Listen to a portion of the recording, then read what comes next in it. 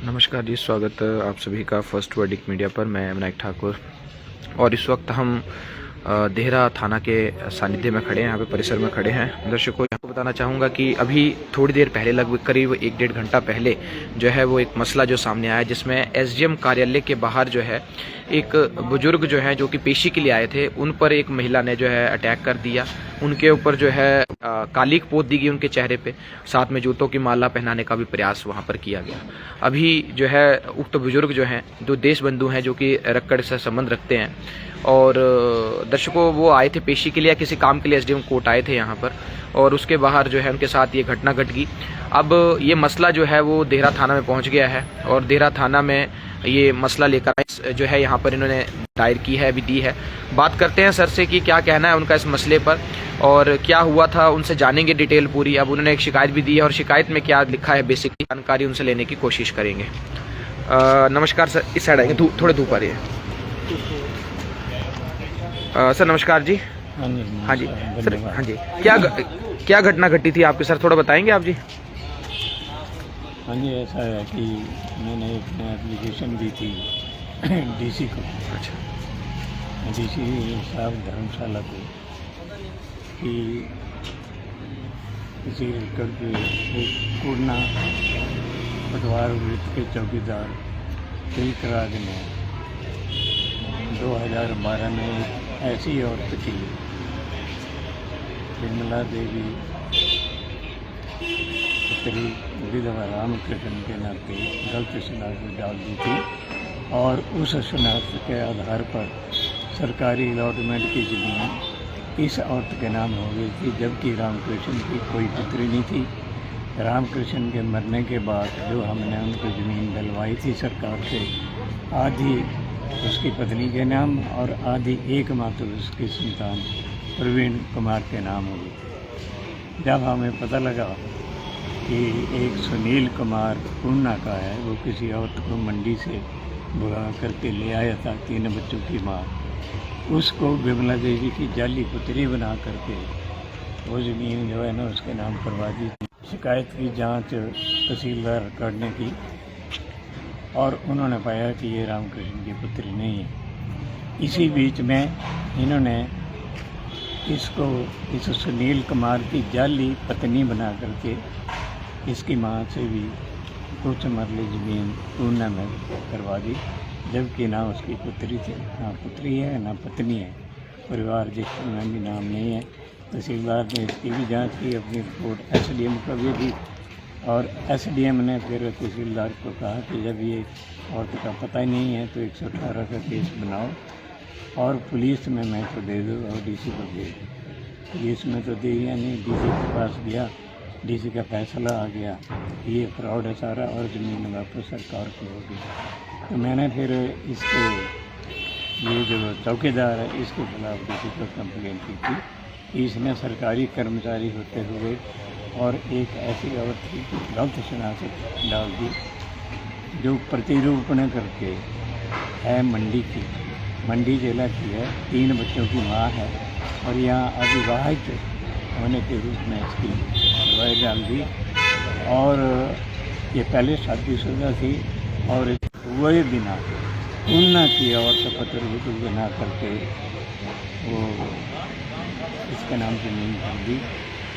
आज यहाँ डीसी से भी कंप्लेंट आई थी मनोज कुमार की, उसकी पेशी। अच्छा, मनोज कुमार भी आया। तो उसमें आप गवाह हैं कि आप शिकायत करता हैं? मैं शिकायत। अच्छा, शिकायत करता हैं आप।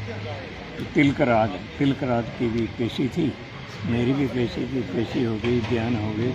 जब मैं वहाँ से बाहर निकला और मूँगफली की दुकान पर गेट के बाहर ही मूँगफली लेने लगा तो एक औरत मुझे पकड़ने लगी कि भाई साहब पेशी हो गई आपकी। मैंने कहा कौन सी पेशी? इतना पूछा, उसने मुझे वहाँ से पकड़ लिया और जूतों की माला बनाई हुई थी, वो गल में लग पड़ी गाड़ी में। उसको मैंने मेरा पीछे उठाया, फिर उसने अपने थप्पड़ मार मार करके और सिर में भी। मुंह में कालित भी पहुंचती है सर? सिर पर भी मेरे पर मोबाइल जो होता है, नहीं, कालित पहुंचती थी मुंह में? काल को मुँह को ये रुमाल से मैंने साफ अच्छा किया। अच्छा ये रुमाल है, पुलिस वालों ने रुमाल दिया। अच्छा मेरे कपड़े भी सारे गंदे हो गए। फिर मैं इन्हीं हालात में एसडीएम साहब के पास गया, उन्होंने सबसे कारण आप इसकी छानबीन करी, केस बनाया। अच्छा अभी यहाँ पर मैंने एप्लीकेशन दे दी है, हाँ जी मेडिकल हो गया है, एक्सरे भी हो गया है, आँख का मेडिकल नहीं होगा कल। अच्छा, तो ये सरकार के लिए है कि इस औरत के खिलाफ FIR किया है। ये आपके साथ जो कितनी देर तक घटनाक्रम रहा सर? कितनी देर तक होता रहा ये? 15-20 मिनट होता रहा। यहाँ जहाँ आपके साथ घटना घटी है वहाँ से एसडीएम का ऑफिस कितनी दूर था? साथ में ही है बिल्कुल की? साथ में बिल्कुल गेट के साथ। अच्छा, गेट। और पुलिस का ऑफिस कितनी दूर था? पुलिस का ऑफिस 4 किलोमीटर है। अच्छा, तो पुलिस वाले आए फिर बीच में? वाले 2 बाहर घूम रहे थे, उन्होंने छुड़ाया। जो बाहर घूम रहे थे? उनको ये भी धक्के दे रही थी। अच्छा, उन्होंने मुझे छुड़ाया। मैं एसडीएम साहब के पास गया, फिर यहाँ आया हूँ, मेडिकल हो गया, मेरे ये आँख में भी मोबाइल गिर गया। अच्छा, दिखना बंद हो गया। अच्छा, और मैं छाती में मुक्के मारे, सर में मारे। अच्छा, ठीक है। तो अब क्या मांग कर रहे हैं आप सरकार से, प्रशासन से? कि इस औरत के खिलाफ और इस चौकीदारी इसको लाया था। अच्छा, और इसका घर वाला भी मुझे पता लगा कि वो वीडियो बना रहा था, और इस षड्यंत्र में और कई लोग संलिप्त हैं जिनका मैं आज नाम नहीं, मैंने उनके खिलाफ केस किया। ठीक है सर। तो मांग ये है कि इस औरत पर कोई ढील न बरती जाए, ताकि समाज का, मेरी कोई अपनी तो बात है नहीं, समाज का काम करने के लिए कोई आगे आएगा तो उसके साथ दोबारा ये रिपीटेशन ना हो। सोशल मीडिया पे आपकी वीडियो वायरल हो गई है अब, और हर जगह लगभग लोगों को पता लग चुका है। मुझे नहीं पता। अच्छा, नहीं है? हाँ, सोशल मीडिया पे वायरल हो चुकी है, सभी न्यूज़ चैनल ने इसको अपडेट किया हुआ है, तो फिर क्या कहेंगे अब इसको लेकर आप? मैं तो यही कहूँगा कि सारे जो मीडिया है, ऐसे जो असामाजिक तत्व हैं, इनकी जो गतिविधियाँ हैं, सरकार से प्रार्थना है कि पुलिस को और बाकी सब जगह इनको छोड़ा न जाए, और ऐसे जो गुजावरे इंफॉर्मेशन के केस वाले कई लोग हैं जी, ऐसे तो कई विदेशी पासपोर्ट भी बना सकता है। पुलिस आपका जांच ठीक कर रही है आपके हिसाब से? मेरी तसल्ली है, ठीक है, तसल्ली है। ठीक, धन्यवाद जी, थैंक यू। तो दर्शकों, ये थे हमारे साथ देशबंधु जामला जी, और जिनके साथ जो है घटना घटी थी, और ये जो कालिक पोती गई, जूतों की माला पहनाई गई। अब मसला जो है वो ज़मीन को लेकर है एक, और उसमें ये शिकायत करता है, और इसके बाद जो है देहरा से कुछ लोग और रक्कड़ से भी कुछ लोग यहाँ पर आ गए हैं। देख सकते हैं आप ये लाइव तस्वीरें हमारे चैनल के माध्यम से। मैं विनायक ठाकुर आप सभी के बीच में इस वक्त देहरा पुलिस थाना के बाहर से आपको ये तस्वीरें दिखा रहा हूँ। काफ़ी हाईलाइट हो गया, सोशल मीडिया पे काफ़ी ज़्यादा ये वीडियो वायरल हो रहा था। उसके बाद हमने सोचा कि यहाँ पर जाना चाहिए, क्योंकि थाने परिसर में हमें मिले, यहाँ पर देहरा थाना में। अब इन्होंने शिकायत दर्ज करवाई है, पर ये जरूर है कि यहाँ पर दर्शकों थाना यहाँ से 10-5 मीटर की दूरी पर है, और एसडीएम कार्यालय तो पीछे ही था, और परिसर में ऐसा आप ये मान के चलिए कि सानिध्य में ऐसा हो गया। और पुलिस वाले आते हैं, लेकिन जो यहाँ पर मैं बताना चाहूँगा आपको कि जो होमगार्ड जवान थे वो आते हैं, वो उनको छुड़ाने का प्रयास बीच में करते हैं। तो 15 मिनट तक ये क्रम जो है वो चलता रहा, और एक बुजुर्ग जो जिनकी उम्र लगभग 80-85 साल है, वो यहाँ पर जो है वो मैं अगर बात करूं यहाँ पर, तो वो हरास हुए इस विषय को लेकर। अभी उन्होंने जो है यहाँ पर अभी शिकायत दे दी है देहरा थाना में। आप देख सकते हैं काफ़ी लोग यहाँ पर आए हुए हैं, सभी यहाँ पे मौजूद हैं, और सभी देहरा थाना परिसर के बाहर आए हुए हैं। और अभी आप देख सकते हैं कि आइए बात करते हैं। यहाँ पे पवन जी हमसे बात करेंगे, सपन जी उनसे भी बात करेंगे। सर नमस्कार जी। नमस्कार सर, क्या कहेंगे इस विषय को लेकर? सर विनायक जी, बड़ा दुखद विषय है कि एक 80-85 साल के बुजुर्ग के ऊपर, और प्रशासन का यहाँ पर सारा तामझाम रहता है। सेक्रेटरीट की बिल्डिंग है, एसडीएम के पास अपना किसी विषय में जो था वो मामला था चला हुआ था, उसमें ये अपना बयान देकर आए थे, और वहीं पर अगर पुलिस के गेट के आगे ही अगर कोई व्यक्ति जो है वहाँ पर सुनियोजित तरीके से इनके ऊपर हमला कर देते हैं, और उनके ऊपर जिस प्रकार से इन्होंने उनके ऊपर ऑयल फेंका और जिस प्रकार से उन्होंने अभद्रता से उनके बाद ऊपर जूते फेंके और उनके साथ मारपीट करने की कोशिश की, तो मैं समझता हूँ कि ये प्रशासन के लिए अपने आप में जो है बड़ा चिंता का विषय है कि कोई व्यक्ति अगर कोर्ट के माध्यम से कोई अपनी कार्रवाई कर रहा है और उसके अगर उसका कोई प्रतिकार कर रहा है तो उसको अपने कानूनी तरीके से कोई अगर कोई प्रतिकार करे तो वो स्वीकार हो सकता है, लेकिन एक सभ्य समाज में ऐसे लोगों को जो लोग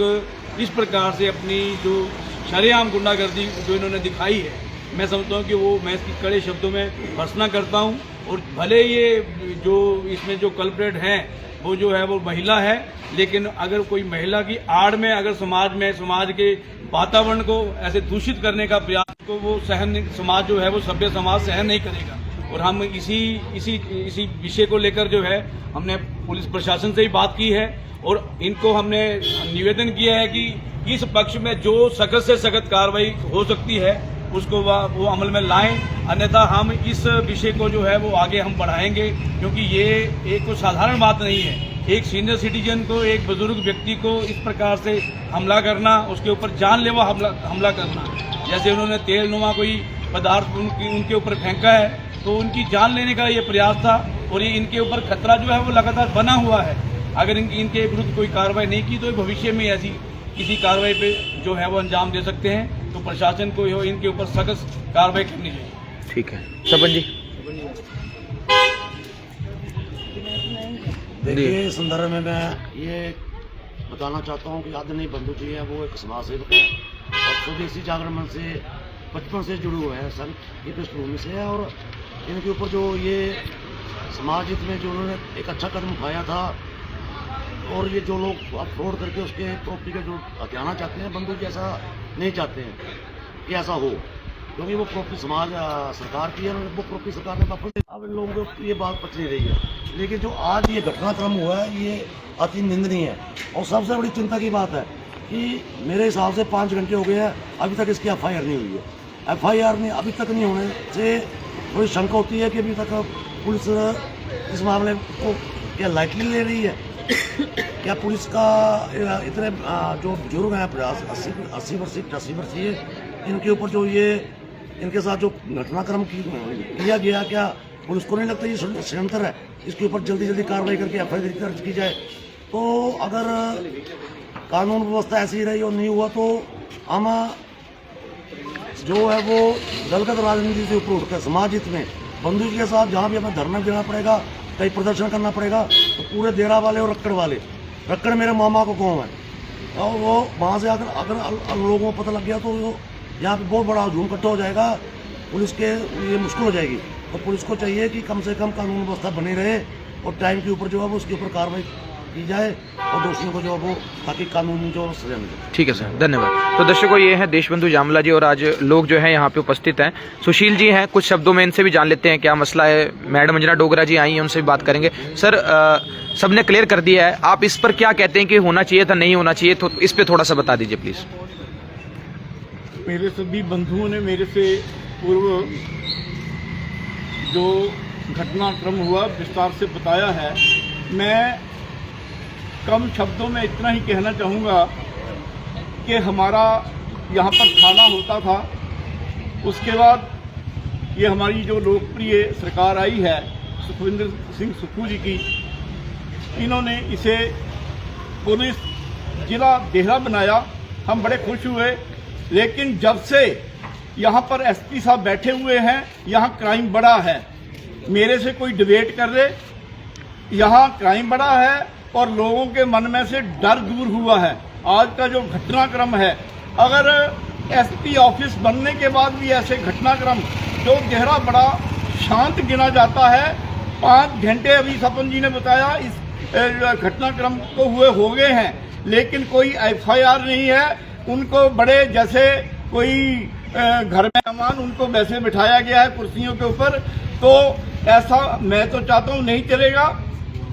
और जो गवाह हैं उनकी भी सुरक्षा की जानी चाहिए। आने वाले दिनों में तो किसी को भी ये 80 साल के बुजुर्ग और जिन्होंने अपना पूरा जीवन समाज सेवा में लगा दिया, अपने भर जवानी में जिन्होंने सरकारी नौकरी को लात मार दी, और उसके बाद शादी जो है नहीं करने का प्रण लिया और इस माँ भारती की सेवा की जिन्होंने उम्र भर, और आज 80 वर्ष की आयु में उनके साथ ये हो रहा है।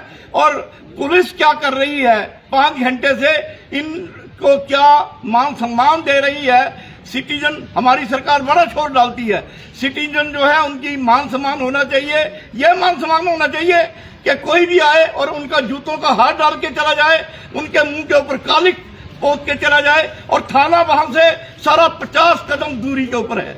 और 5 घंटे हो गए हैं, इन्होंने कोई कार्रवाई नहीं की है। मैं अपने इनको तो क्या चेतावनी, मैं अपने जो सरकार है इसको चेतावनी देना चाहूंगा कि इन्होंने अगर थोड़ी देर के बाद इनको अरेस्ट नहीं किया और केस ठीक ठाक नहीं बनाया तो हम कल से यहाँ पर इस धरना देंगे और इस सड़क को ब्लॉक करेंगे और इस सरकार के खिलाफ हम नारे लगाएंगे।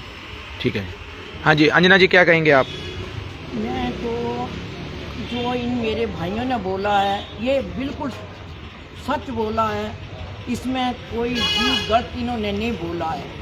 ये मेरे सामने की बात है। जब ये एसडीएम ऑफिस में बंधु जी भी थे, एक और आदमी था, एसडीएम साहब ने ऑर्डर दिया परमेश्वरी जी को कि आप जाओ और इनके ज्ञान दर्ज करिए। उसके बाद मैं चली गई घर। उसके बाद जब भी मैंने फ़ोन खोला तो मैंने देखा एक ऐसी औरत ने इनके मुंह पर कालिक थोपी, जूतों का हाथ डाला। क्या ये हमारे समाज में शोभा देता है? और दोपहर की बात है, अभी तक कोई कार्रवाई नहीं हुई है। क्या समझे हम सिर प्रशासन को? कई बार प्रशासन को चाहिए इस औरत को अंदर इस वक्त तक क्यों नहीं किया। ये एक सीनियर सिटीजन है, अगर इनके ऊपर ब्लेम लगाते हैं तो हमारा बचपन इनके बीच में, अगर इनके ऊपर जो ब्लेम लगा रहे हैं उनके अगेंस्ट भी कड़ी कार्रवाई होनी चाहिए। क्योंकि अगर ये ऐसे होते तो आज ये अपना जीवन सफेद कपड़ों में ना बिताते।